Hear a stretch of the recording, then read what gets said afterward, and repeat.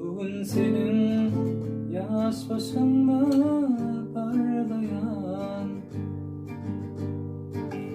yiğit kalbim cadılayan öyle yok.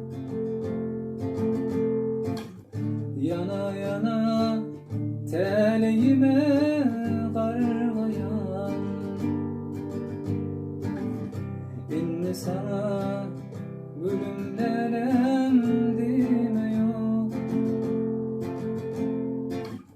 Söyle yarım, söylerimden doymuyor.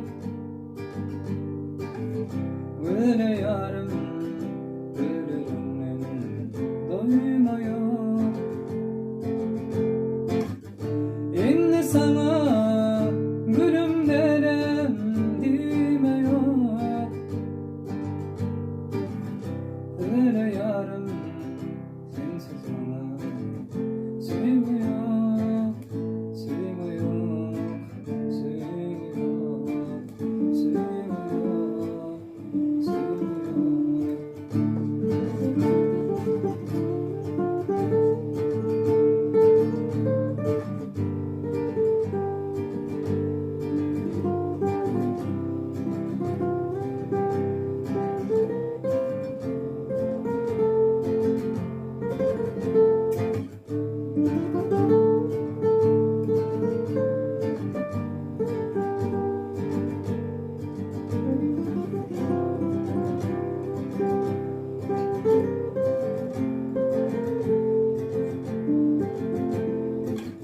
Aşktan ters düştün mü dünya? Ya ömrümden boş geçtin mi dünya? Ya senden ben taşlaştım mı dünya? İnnen ana toylu basın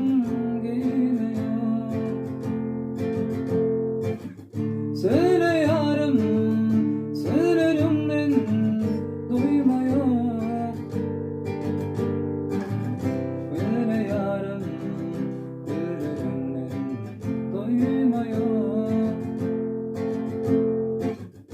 İnne sana